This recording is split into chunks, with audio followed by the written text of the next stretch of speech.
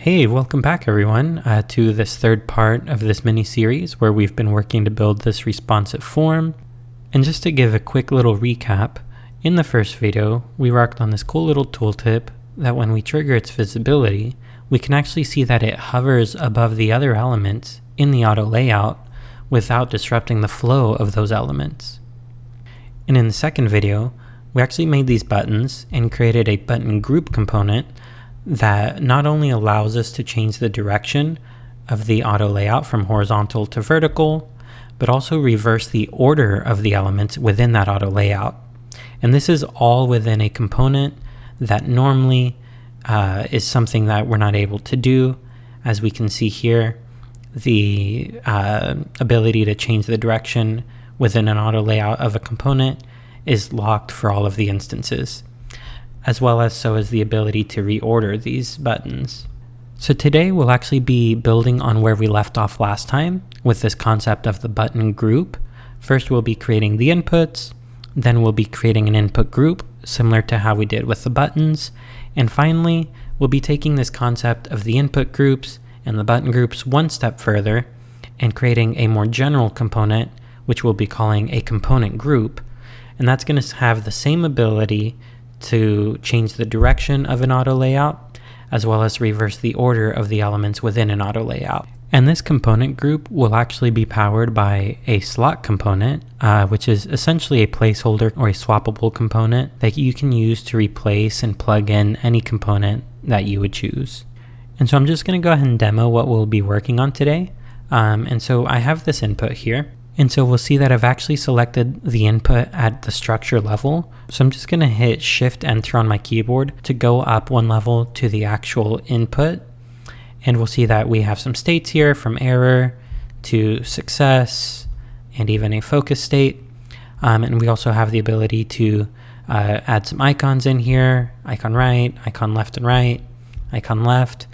But more importantly, if I just go out one more level to the input text group, we can see that we have the same awesome ability to change the direction of that auto layout.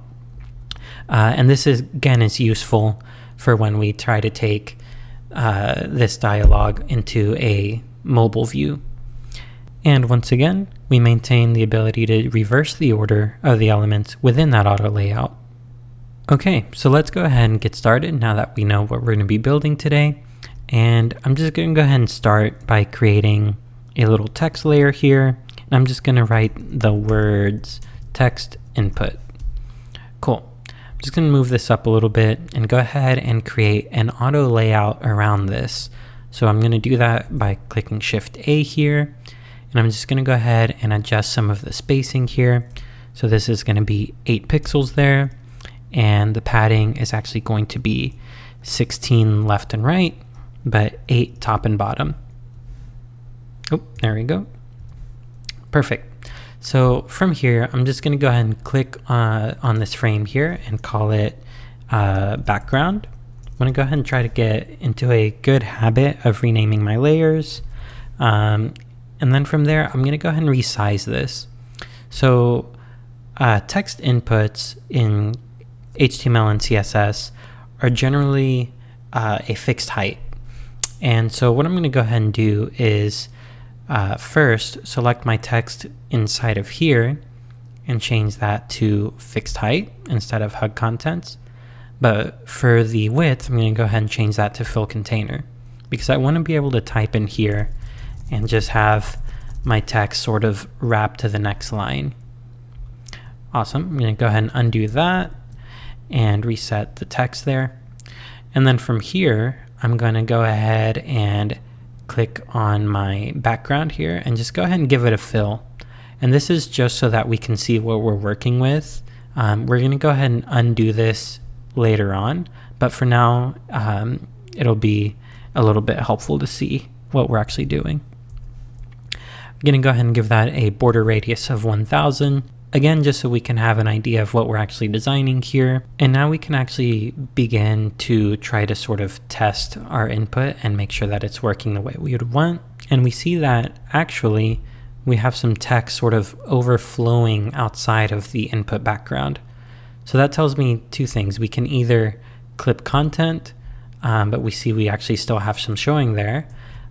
Or we'll actually need to do a technique. So if I undo all of that, this little technique is pretty helpful.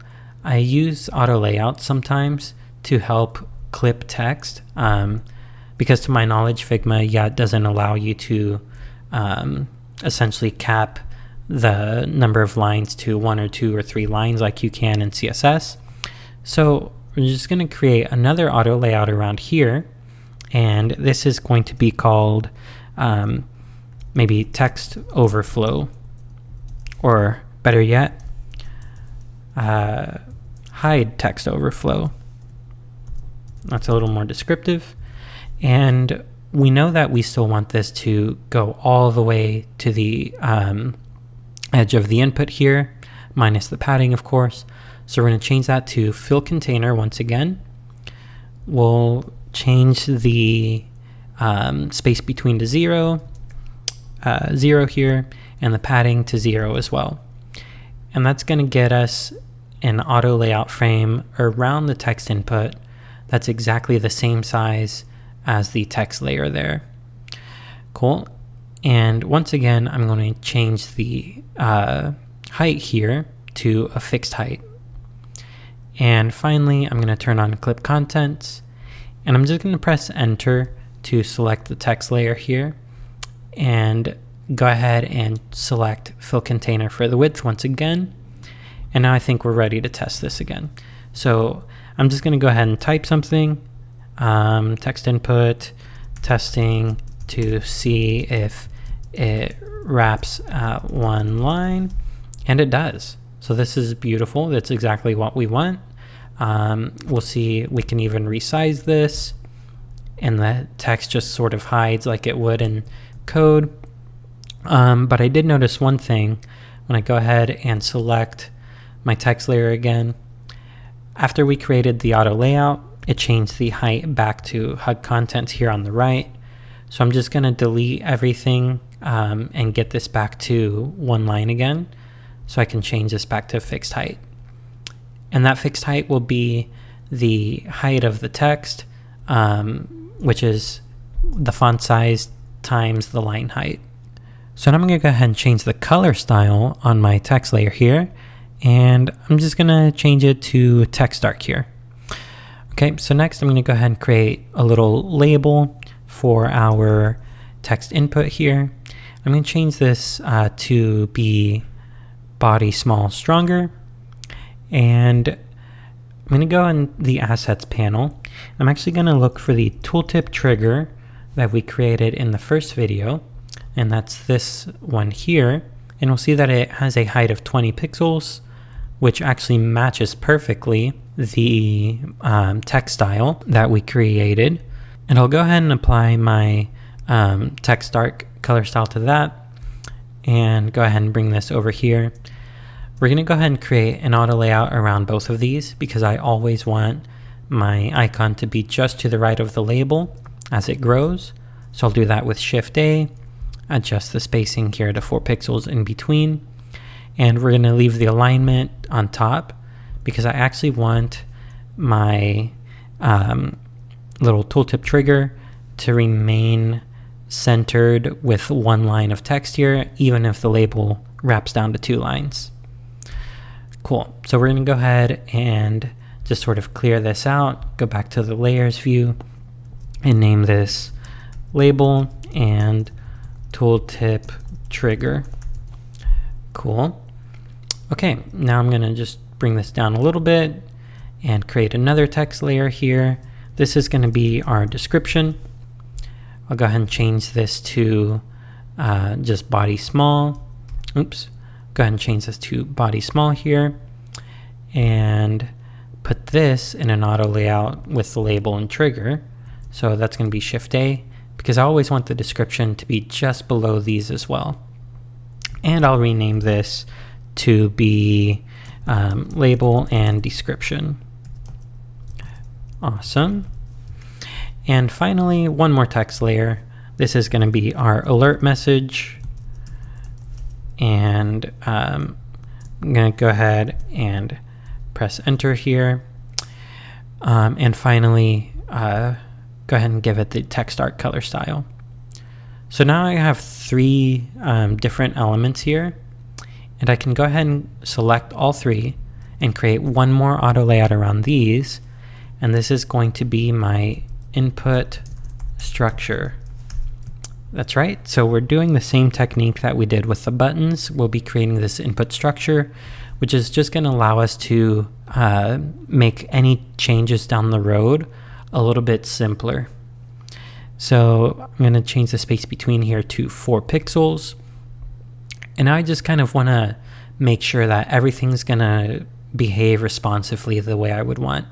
So I'll start here with this label and description layer, and I want that to go all the way across, so it's going to be fill container. I'll press enter there to select the layers within and make sure that those are fill container. I'm just going to use the little arrows here. And finally, one more time, these should be good. This text layer is already fill container. And this one here is actually going to remain HUD contents for now. This is a little trick that sort of has to be done at times. For example, if the text gets too long, then it sort of pushes the tooltip trigger outside of the bounds of the actual auto layout here. So that's the time when I would actually go ahead and change this to fill container. And then we would get it to wrap perfectly just how we want. But by default, I want it to just be HUD contents because usually my labels aren't that long. And then it'll allow the tooltip trigger to grow. Awesome. So next we're going to go ahead and select this text input here and change this to be fill container as well. And finally, the alert message will also be fill container. And now, if I did everything correctly, we should be able to resize the input structure and everything inside sort of grow and wrap as the input structure gets larger or smaller. So I'm going to go ahead and resize this to maybe about 320 pixels and go ahead and turn this into a component. So this is going to be with the keyboard shortcut Command Option K. And now from here, we can go ahead and start creating our variants. So once the variant's created there, I'm going to go ahead and select the variant group once again and click into this first property and name it type. And then for this first value here, I'm just going to go ahead and call that text only. The second one, I'm going to call icon left. I'll go ahead and create another one by duplicating that with Command D, and I will call this icon right. And one more time, I will duplicate that and name this icon left plus right. Perfect. So now all that's left to do for the structure here is just add our icons. But before that, I'm just going to add an auto layout to this input structure variant group. I'm going to change that to horizontal, and that just sort of allows me to at a glance see these without sort of taking up too much space here. So now I'm going to go ahead and bring in some icons, do a little search here. Let's see, anything interesting? Yep, we're going to do the lock. I'm going to go ahead and just drop that into here, and we'll see that auto layout automatically pushes my text input over. And finally, we'll bring over the eye here. And do you know what? I think I actually dragged these into the wrong one. So I'm just gonna bring this one and pull it back over to the icon left one. I'll duplicate that, holding Option, and bring that over to the icon left and right. And I'm gonna go ahead and select this one, cut that out of there, and just paste it right into here. So this is the icon right one. And finally, one more time, I'll paste it into this last one, which is icon left plus right. So just to recap, we have a variant here with the types of text only, icon left, icon right, icon left plus right. Okay, so now that our input structure is made, I'm just going to go ahead and drag out an instance here and go ahead and press Command Option K to turn that into a component. And I'm just going to go ahead and rename this to just be text input, removing the underscore there. And I'll go ahead and press enter here to select the structure, and we'll see that it has a fixed width. I want that to be fill container. So now when I drag the text input, we'll see it continues to be responsive there. And now with that selected, I'll go ahead and create variants here.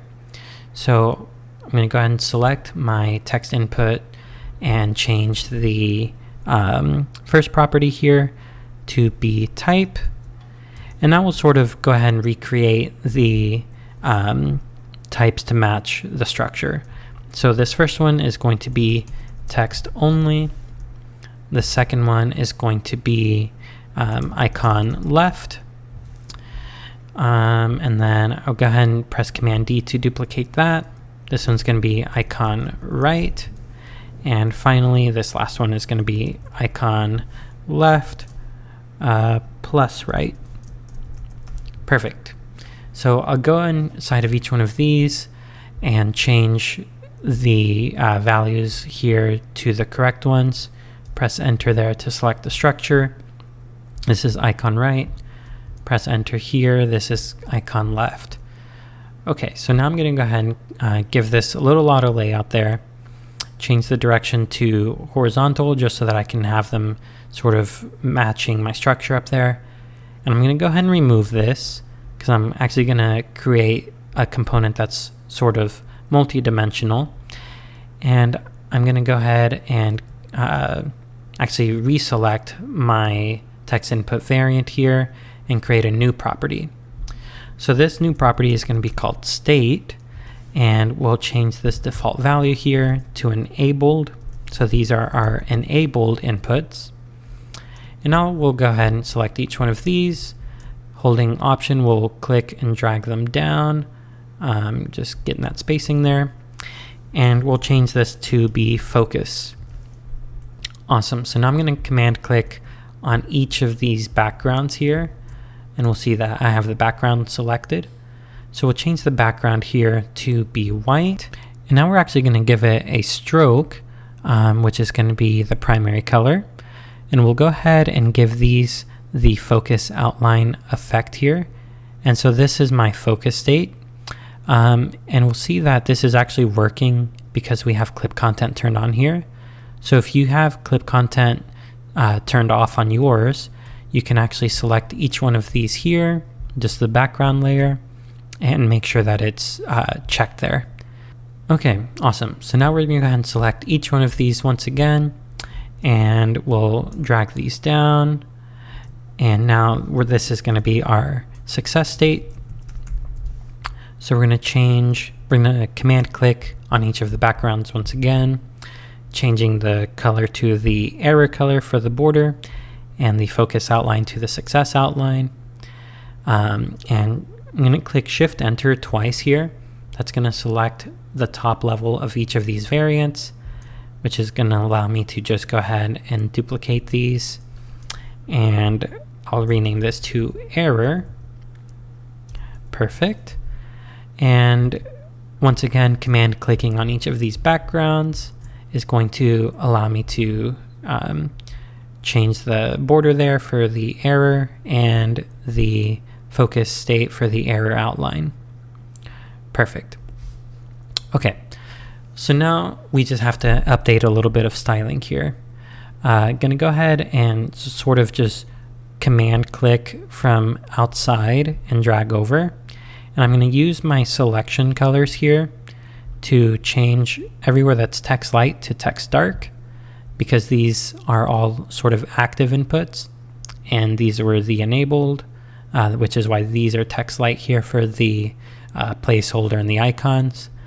And now we pretty much have all of our inputs done. So we're just going to test this to make sure that we didn't forget anything. And I'm just going to add a little extra space there. So I'm going to select this enabled text input here and just sort of resize it, enter a little text here, and make sure that that all gets hidden exactly how I want. Perfect. And I'm just going to cycle through some of these properties there so we can see the focus, success, error. We even have icon left. We have icon right, icon left plus right. So all of this is really cool. And now we're actually ready to go ahead and create the text input group. Okay, so we're just going to go ahead and insert our button group component here just so we can reference it quickly. And I'm going to do that here. We'll see that we have two properties, direction and reverse. We can change the direction from horizontal to vertical. And if I type the number 1 and 2 here, we can actually see that we can reverse the order. So we can do the exact same thing here with our input. Go ahead and come out with a duplicate there, create a component, give it some auto layout, create a variant here, and rename this component. I'll go ahead and delete this. It's in the way there.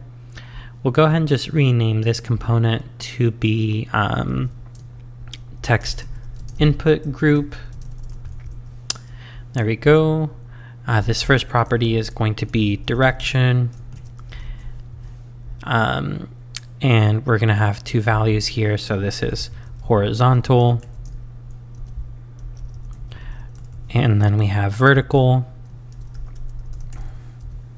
Okay. And we just have to change this to be vertical there as well. I'm going to go ahead and do that little trick where I give this an auto layout. Just give it some padding there.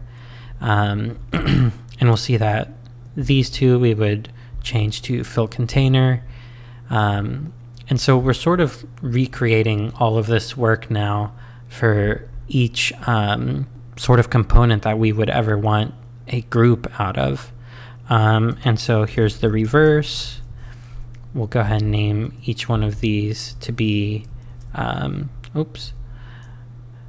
each one of these would be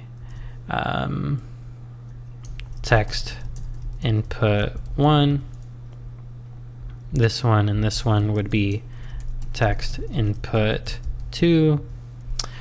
And now from there, we would change this reverse value to be false. And we would select both of these, duplicate them, change that to true, nudge them down so they're together. And then we would move these, kind of reversing that order there. And now we could test it and make sure that it's working properly. So we'll type 1 here, we'll type 2 there, and we'll see that we can change the direction. Now they're stacked. We can reverse the order here, and it's working beautifully. And so again, this button group, text input group, this is all a really powerful concept and component here. But do we have to do this for every specific component that we could ever think of? That could be adding a lot of bloat to our library. It could be tedious. It could get messy, overloaded. And so the answer to that question is actually no, we don't. We can generalize this component using a technique that we're going to refer to as slots, which again is sort of a placeholder or replaceable component. And this component is very simple. So we're just going to go ahead and create that component now. We're going to call this slot, just creating a text layer here. And I'm going to create an auto layout around this. Okay, so I'm going to give this a little background there. It can look any way that you would like it to look. I'll go ahead and give it some padding here. Maybe 64 pixels is fine. And that's essentially our slot component. So all we have to do is go ahead and come in here. I'm just going to lock this text layer so it makes it easy to select. You can do Command-Shift-L. And now I'm just going to call this slot. And we'll see that when we created a component, that's all there is to it. We have our slot component, which again we can replace. We could even come in here and create another text layer, changing this to vertical there and just unlocking it. So we could go ahead and just give a little description here. This is a replaceable component. And we'll drop down a line, swap with any component you choose. Okay, I'm just gonna kind of scroll into view here, and there we go. So that's the component. So it's gonna center that and sort of center these items as well there. Change this little text style here, maybe to body small, and go ahead and give these the text art color. Now I'm just going to make sure that this is locked once again, which is going to make things easy to select there. And I'll change that to fill container, just so that those get resized there nicely. Perfect. Okay, so this is our slot component, but how do we use this? So if I drag a duplicate here, we can see that just like any other component we insert, any instance can be swapped out with literally any other component. And so the idea is that we're actually going to generalize this text input group and call it component group. And everywhere that we had these text inputs, we're actually going to swap those with our slot component. So here it is there. We'll just put that in there. Go ahead and select each of these. Perfect. And now again, we'll go ahead and type slot. We have our slot there. And we're going to go ahead and select all of these once again. And just reset all overrides. Reset the size, and yeah, I think that's about it. So from here, we're going to go ahead and do that sort of renaming that we've done before. So this is going to be slot 1. This is slot 2. I'm going to select this first one, slot 1. This is slot 2. Slot 1. Slot 2, and I'm just gonna again move this one over to the left here. This first one is slot 1 and slot 2, and I'll just move this one back up. So now I'm gonna go ahead and move my slot over here to the side, just get that out of the way a little bit, and we'll see when I drag over the instance of this component group now, we have the same ability to change its direction as we see there, and we can also change the order there. And so because these slots look exactly identical, we can't actually see the effects of this working just yet. So I'm going to go ahead and select each of the second ones here. That's literally the second ones in this case, but it's the first ones in these two. And I'm just going to drop the opacity to 50% here, just so we can sort of see that reflected very quickly. Okay, so now that we have our component group, I'm just going to go ahead and drag out an instance so we can go ahead and check this thing out. So I'll zoom in here so we can focus on the component group and its slots. And I'm just going to select each one of these, and just using Figma's native swap instance capability, I'll go ahead and type in button, and there we have our buttons inside of our component groups that we swapped out with slots. These could of course be inputs if we wanted instead. So we can go ahead and search for our text input here. There we have them, both of our text inputs. We could put any components in here. Again, you could also add any number of slots. We're just doing 2 to keep it simple for this tutorial. But we'll go ahead and just change the text here from 1 to 2, and we'll go ahead and stack these vertically, try to resize it here, see that that's responding nicely. We'll go ahead and change the order here, and now we have inputs with a reverse order. So we can go ahead and change this back to horizontal. And I just want to mention a caveat I did notice with the button specifically. So let's check that out here. We have the buttons here, change that from 1 and 2. We can change the direction here from horizontal to vertical. And for some reason, I am actually having to sort of adjust the auto layout here. So I'm just going to press enter, selecting both of those buttons. I'll make sure that it's fill container, which it shows that it is here, but when I click it, nothing happens. So we can either do HUD contents and then fill container again, or if I undo that, just clicking on the arrow seems to do the trick there. Both of those are set to HUD contents, which is awesome. I'm going to go ahead and select my little component group here and resize this. Okay, looks like that didn't quite do it. So we'll go ahead and select the buttons one more time, change it to fill container, and now it looks like they're actually responding there. I'm not quite sure why that's actually going on, but if I find out after I post the video, I'll make sure to leave a solution in the description or in the comments. And if any of you guys can figure it out, please let me know. I'd love to sort of get that information out to everyone. And then I think when we reverse it here, it should be good. And now when we change it back to horizontal, each one of these is set to fill container there. So just press enter to select them once again, change them to HUD contents and the height to HUD contents. Reverse the order once again. Everything seems to be working for the most part. There's just that little thing going on when we're switching from vertical to horizontal auto layout. But it's a pretty simple fix, you know.